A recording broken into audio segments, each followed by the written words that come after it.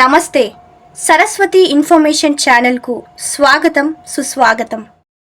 అందుకే నెలకి పడేటటువంటి 3 వానలలో ఒక వాన ఉత్తములైనటువంటి స్త్రీల వలన పడుతోంది. ఏంది శాస్త్రం పురుషుడి వలన పడుతోందని చెప్పలా. కాబట్టి ఆ ఔదార్యము కలిగినది. కానీ అటువంటి ఆడపిల్లకి తండ్రి పరిమితంగా ఇస్తాడు. పెళ్ళయ్యే వరకు ఉత్తముడైన వరుణ్ణి చూస్తాడు. అన్నదమ్ములు గుడికి తీసుకెడతారు, పుట్టింటికి వస్తే పసుపు కుంకాలు ఇస్తారు. అక్క చెల్లెళ్ళు ఏదో పరిమితం, బావగారు పరిమితం, మరుదులు పరిమితం, బంధువులు పరిమితం. ఇంత అని చెప్పడానికి వీలు లేనంత అపరిమితమైన దాన్ని ఇచ్చేవాడెవడంటే భర్త ఒక్కడే. ఎందుచేతనో తెలుసా? శాస్త్రంలో ఒక మర్యాద ఉంది. నేను ఎంత ఐశ్వర్యవంతుణ్ణి కానివ్వండి, నా భార్య చేతిని నేను గ్రహించగానే, పాణిగ్రహణం చెయ్యగానే, ఆమె నా పత్ని కాగానే నా ఐశ్వర్యం ఏదున్నదో అదంతా ఆమెది. నిజానికి నా ఆయుర్దాయం కూడా ఆమె వలననే నిర్ణయింపబడుతుంది. ఆమె సౌశీల్యము వలన నా ఆయుర్దాయం నిలబడుతుంది. అందుకే మమ జీవన హేతునా అని చెప్పి మంగళసూత్రం మెడలో కడుతున్నాడు. అందుకే మీరు చూడండి, ఈ జాతిలో స్త్రీ వైశిష్ట్యం ఏమిటంటే, కొంతమంది ధూర్తులైన పురుషులు ఉంటారు. రాత్రి మాదక ద్రవ్యం సేవించి ఉన్మత్తత కలిగించే పదార్థాన్ని సేవించి వచ్చి పశువుని కొట్టినట్టు భార్యని కొట్టేటటువంటి ధూర్తులైనటువంటి పురుషులు ఉంటారు. అలా కొట్టి నిద్రపోతే ఆమె మాత్రం నిద్ర లేచి మంగళసూత్రాలు కళ్ళకత్తుకుని ఆఖరణ ఆయన చేతిలో ప్రాణ వదలాలని కోరుకుంటుంది. అంతకన్నా ఆర్ద్రత కలిగినటువంటి మనసున్న ప్రాణి ఈ సృష్టిలో ఇంకొకరు ఉంటారా? అటువంటి స్త్రీ మీద చెయ్యి చేసుకున్న పురుషుడు ఎంతటి అధమాధముడవుతాడు. అది నేర్చుకోవలసిన విధానం. అది స్త్రీల యొక్క గొప్పతనం. అది తెలుసుకున్న నాడు సమాజంలో శాంతి పరిఢవిల్లుతుంది. ఎందుకు గౌరవించాలో తెలుస్తుంది. అందుకంటోంది అనసూయమ్మ, నాతో విశిష్టం పశ్యామి బాంధవం విమృశంత్యహం. అమ్మ, భర్త తాను చేసిన పుణ్యంలో సగం భార్యకి ఇస్తున్నాడు. ఆయన ఐశ్వర్యమంతా ఆమెదే. ఆయన ఆయుర్దాయమునకు నేను కర్త. విశేషించి నేను లేనినాడు ఆయనకి ధర్మం లేదు. నేను తల్లినై అమ్మాని పిలిపించుకొని అపారమైన ఆనందాన్ని పొందానంటే ధార్మికమైన సంతానాన్ని ఆయన వలన పొందాను. కాబట్టి పసుపు కుంకాలు ఉన్నదాన్ని అని 30 రూపాయల చీర కట్టుకున్నా ఎదురొచ్చేటప్పటికి సువాసిని అని గౌరవించి విడుతున్నారంటే ఆయన ఉండబట్టి. లోకంలో ఇంకా ఎవరి వలన ఇన్ని సంభవించమమ్మా, ఒక్క భర్త వలన సంభవిస్తాయి. అందుకే కులకాంతలు ఉత్తములైనటువంటి స్త్రీలు భర్త గౌరవించి ప్రవర్తిస్తారమ్మా, శాస్త్రం ఎరిగిన వారు కనుక అన్నది అనసూయమ్మ. అటువంటి మహాపతివ్రతలైనటువంటి స్త్రీలు అనితర సాధ్యమైనటువంటి విషయములను సాధించడం మీకు ఈ భూమి మీద ఎక్కడా కనపడదు. భారతదేశంలోనే సంభవం. ఒక్కొక్క మహాపతివ్రత సూర్యాస్తమయాల్ని శాసించింది.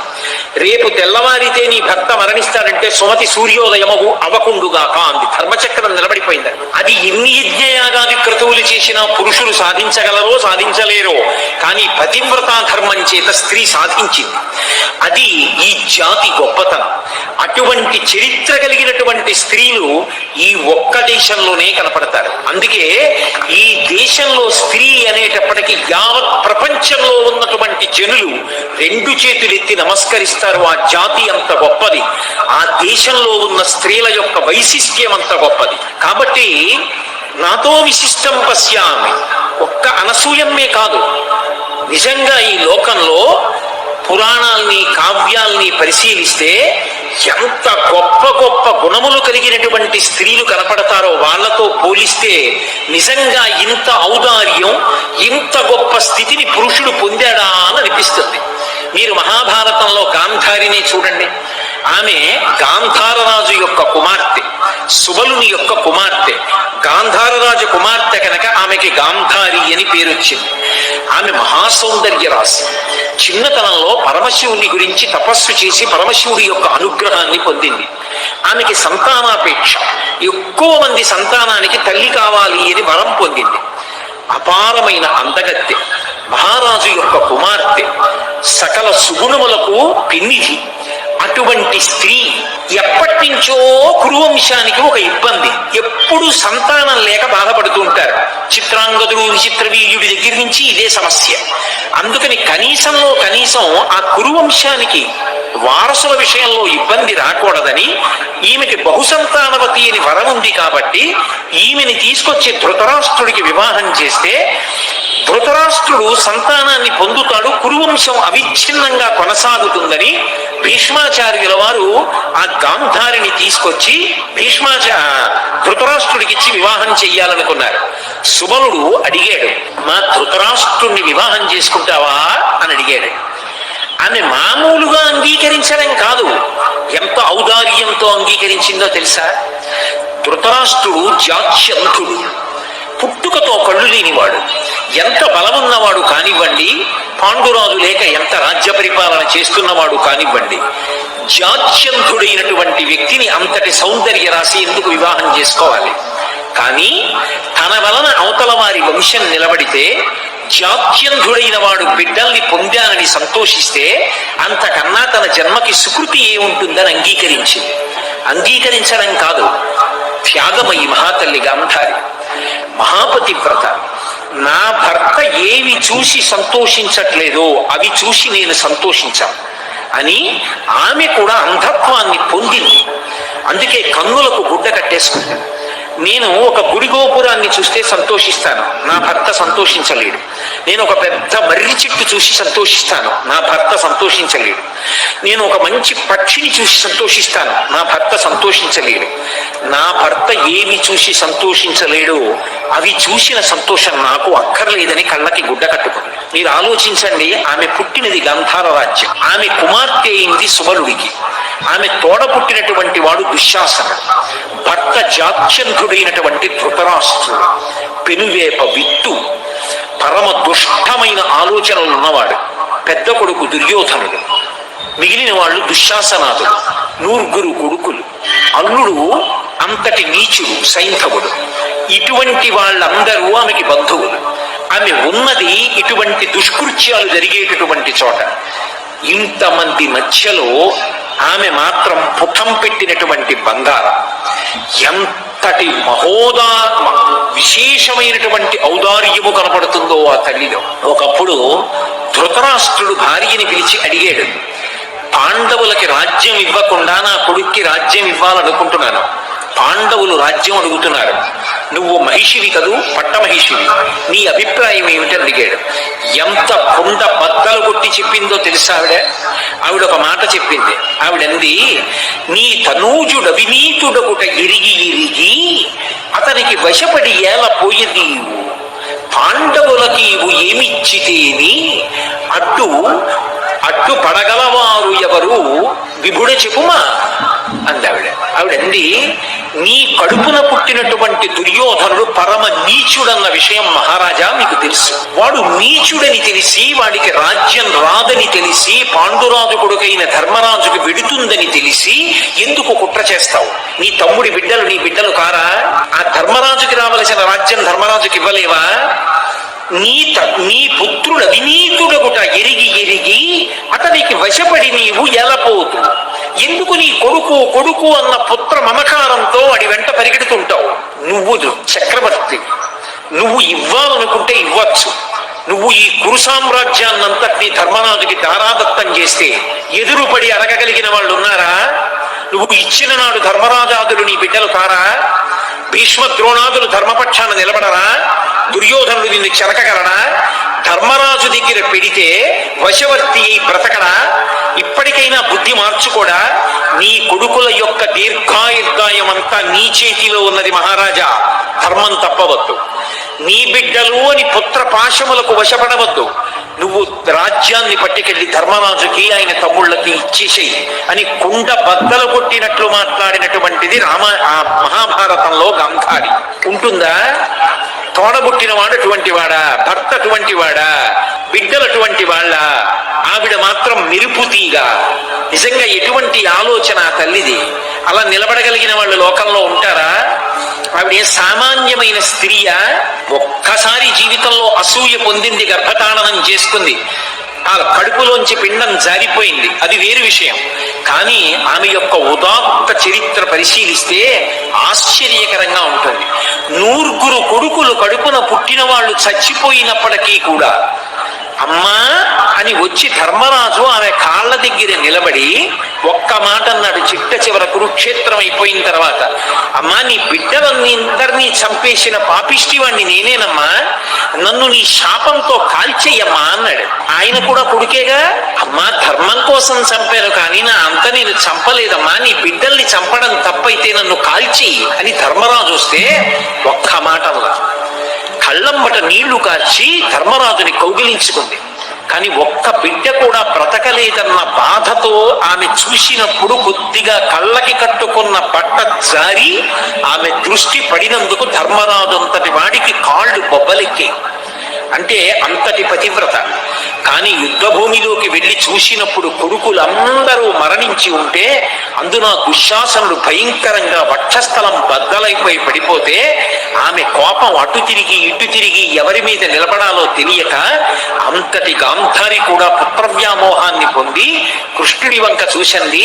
అన్నీ నీకు తెలుసు, వీళ్ళందరూ మరణిస్తారని తెలుసు, నువ్వే పూనికిని ఉంటే నా కొడుకులు ఇలా చనిపోయేవారు కాదు, దీనికి అంతటికీ కారణం కృష్ణ నువ్వే. నీ అన్నదమ్ములు కూడా ఇలాగే కొట్టుకుని యదువంశం ఒకరితో ఒకరు కొట్టుకుని నశించిపోవుగాక, కొన్ని సంవత్సరముల తర్వాత నువ్వు కూడా దిక్కులేని చావు చచ్చదవుగాక. కృష్ణుడు నవ్వి అన్నాడు, అమ్మా ధర్మానికి వంతపాడినందుకు నువ్వు నాకు ఇచ్చిన కానుక అన్నాడు. ఇంతటి గాంధారి కుంచుకుపోయింది. 9 కొడుకులు పోయినా చిట్ట చివరికి ధృతరాష్ట్ర మహారాజుతో కలిసి వానప్రస్థం చేసి దావాగ్ని యందు శరీరాన్ని విడిచిపెట్టేసి. నిజంగా మీరు గాంధారీదేవి యొక్క జీవిత చరిత్రని పరిశీలనం చేస్తే అంత శక్తివంతురాలయ్యుండి అటువంటి ప్రదేశంలో ఉండి కూడా ఆమె ధర్మం తప్పకుండా ప్రవర్తించింది. ఒకసారి దుర్యోధనుడు వచ్చి ఆమె కాళ్లకు నమస్కారం చేసి నాకు విజయం కలగాలని ఆశీర్వచనం చెయ్యమంటే నిర్మోహమాటంగా చెప్పింది. ధర్మం ఎక్కడుంటుందో అక్కడే విజయం. నీకు విజయం కావాలనుకుంటే ధర్మాన్ని నిరంతరం పట్టుకునే ధర్మరాజు యొక్క పాదములను ఆశ్రయించు, ఆయనకి వశవర్తివై ప్రవర్తించు, అప్పుడు ధర్మాన్ని నువ్వు పొందుతావు, దాని వలన విజయాన్ని పొందుతావు తప్ప నువ్వు అధర్మాన్ని పట్టుకుని గెలవలేవు దుర్యోధన అని చెప్పి. అంతటి ధర్మపక్షపాతి తన బిడ్డలతో కాని భర్తతో కాని ధర్మం విషయంలో అసలు వెనుకంజ వెయ్యకుండా మాట్లాడగలిగినటువంటి స్థితిని పొందినటువంటి స్త్రీరత్నం గాంధారీదేవి. ఈ దేశంలో కొంతమంది స్త్రీల యొక్క త్యాగం, వాళ్ళ యొక్క జీవనం చదువుతుంటే నిజంగా ఎంతటి మెరుపులో అర్థమవుతుంది. ఎంత చెప్పినా వినకుండా తిరిగి తిరిగి అగ్నిహోత్రాన్ని కౌగిలించుకుని మడిసిపోయిన 9 కొడుకుల్ని చూసుకుని ఆఖరణ వృద్ధాప్యంలో తల్లిదండ్రుల్ని చూసుకోవడానికి ఒక్కడు బ్రతకలేదురా, ధర్మాన్ని వదిలిపెట్టి ఇంతమంది పడిపోయారా అని కుంతి బిడ్డల పంచ చేరి జీవితం గడిపి భీముడనే మాటలు వినలేక వనప్రస్థానికి వెళ్ళిపోయింది. అంత గొప్ప గాంధారి. అలాగే కుంతిదేవి మహాతల్లి జీవితంలో ఎంత కష్టపడిందో. అసలు కుంతీదేవి జీవితం భారతంలో చదివితే ఇన్ని ఉత్థాన పతనాలు, ఇంత సహనం, ఇంత గొప్ప లక్షణాలు మన జాతిలో స్త్రీలకి తప్ప ఎక్కడ కనపడతాయనిపిస్తుంది. ఇటువంటి స్త్రీలు పుట్టిన గడ్డ ఎంత గొప్పది రా ఈ స్త్రీ జాతి. తెల్లవారి లేస్తే వాళ్ళ పాదాలకి నమస్కరించాలనిపిస్తుంది. మీరు చూడండి, కుంతిదేవి పుట్టింది నిజానికి కుంతిభోజని యొక్క పుత్రికగా కాదు, ఆమె సూర్యుని యొక్క పుత్రిక. అందుకే శ్రీకృష్ణుడికి మేనత్త, వసుదేవునికి చెల్లెలు. కానీ కుంతిభోజుడు పెంచుకున్నాడు. అసలు తండ్రి పెట్టిన పేరు పృథ, కానీ ఆ కుంతిభోజుడు పెంచుకున్నాడు కాబట్టి కుంతీదేవి అని పేరు వచ్చింది ఆవిడికి. ఎంత ఓర్పు కలిగినది అనడానికి ఒక్కటే అగ్ని పరీక్ష. ఆమె చిన్నతనంలో కుంతిభోజుడి ఇంటికి దుర్వాసో మహర్షి వచ్చారు. నేను ఇక్కడ కొన్ని నెలల పాటు ఉంటాను, నాకు ఉపచారాలు చేయడానికి ఎవరినైనా ఏర్పాటు చేయమన్నాడు. ఆయన కోపధారి. ఇదిగో వస్తున్నాను భోజనానికి అంటాడు. వెళ్ళిపోయిన వాడు రాత్రి వస్తాడు. తాను భోజనం చేయకుండా ఎదురు చూడాలి. తన పత్నులను నియోగించలేదు కుంతిభోజుడు, ఆయన ముందు కట్టుకోలేరని. రాజ్యంలో ఎవరినీ నియమించలేదు. ముక్కుపచ్చలారని పిల్ల ఇంటికొచ్చిన దత్తపుత్రిక కుంతీదేవిని నియమించాడు. ఎంత ఓర్పుతో సేవించిందంటే అన్ని నెలలు సేవించిన తరువాత వెళ్ళిపోతూ దుర్వాస మహర్షి సంతోషించి అన్నాడు, నీకు నేను ఒక గొప్ప ఉపదేశం చేస్తున్నాను. నువ్వు ఏ దేవతని కోరుకుంటావో ఆ దేవత యొక్క అనుగ్రహం చేత నువ్వు సంతానాన్ని పొందుతావన్నాడు. మరి ఏ భవిష్యత్తుని దర్శనం చేసి వరం ఇచ్చాడో మహానుభావుడు. ఇంత గొప్ప వరం ఉంది కదా అని సంతోషించింది. పాండురాజు ఆ రోజుల్లో అరివీర భయంకరుడు, మహానుభావుడు. అటువంటి పాండురాజుకి ఇల్లాలైంది మహాసౌందర్యవతి. ఇంతటి సౌందర్యవతిని, దేవతల యొక్క వరాన్ని పొందినదాన్ని, దుర్వాసో మహర్షి యొక్క వరాన్ని పొందినదాన్ని, పరమ సంతోషాన్ని పొందింది. కర్ణుడి కథ చెప్పలేదు పాండురాజుతోటి. చాలా సంతోషంగా కాలం గడిపింది. ఎంత అందగత్తైనా స్త్రీకి జీవితంలో భరించలేని ఖేదమేమిటి అంటే తన భర్త సవతిని తీసుకురావడం. అంతకన్నా బాధ జీవితంలో ఇంకోటి ఏముంటుంది? ఇంతగా అనుగమించే కుంతి ఉండగా మాద్రిని పెళ్లి చేసుకున్నాడు పాండురాజు. అయినా ఆమె అమర్షమును పొందలేదు. పరమ ప్రేమతో తోడ పుట్టిన చెల్లెల్లా చూసింది మాద్రిని. అంత సంతోషంగా కాలం గడుపుతున్నారు. శతశృంగ పర్వతం మీదకి వెళ్ళారు. తీరా వెళ్ళిన తరువాత అనుకోని రీతిలో బాణప్రయోగం చేశాడు పాండురాజు. ముని శాపమిచ్చాడు, నువ్వు నీ భార్యలతో సంగమిస్తే మరణాన్ని పొందుతావు అన్నాడు. సంతానం కలగలేదు. నాకు సంతానం కలగాలి, ఎలా తండ్రిని అవడం ఎలా, లేకపోతే ఉన్నత గతులు ఉండవని బాధపడ్డాడు. కుంతీదేవి చెప్పింది, నాకు వరం ఉందండి, అయితే నువ్వు ప్రార్థన చేసి సంతానాన్ని కనన్నాడు. భర్త అనుమతితో దేవతల్ని ప్రార్థన చేసింది. ధర్మరాజ అనుగ్రహంగా ధర్మరాజుని, వాయు అనుగ్రహం చేత భీముణ్ణి, అలాగే దేవేంద్రానుగ్రహంగా అర్జునుణ్ణి కంది. ఇప్పుడు మీరు ఆలోచించండి, సహజంగా సవతులు ఇద్దరుంటే తనకే బిడ్డలున్నారు. అందున అక్కడ గర్భిణీ ఉంది గాంధారి, ఆమె కన్నా ముందు తను బిడ్డల్ని కంది. కాబట్టి సింహాసనానికి వారసుల్ని కంది. కుంతీదేవి జీవితంలో మళ్ళీ ఓ మెట్టు పైకెక్కి సంతోషించింది. మాద్రి కన్నా నేను గొప్పదాన్ని, బిడ్డలున్నారు. గాంధారి కన్నా గొప్పదాన్ని, ముందు సంతానాన్ని కొన్నాను, సింహాసనానికి వారసుల్ని ఇచ్చాను.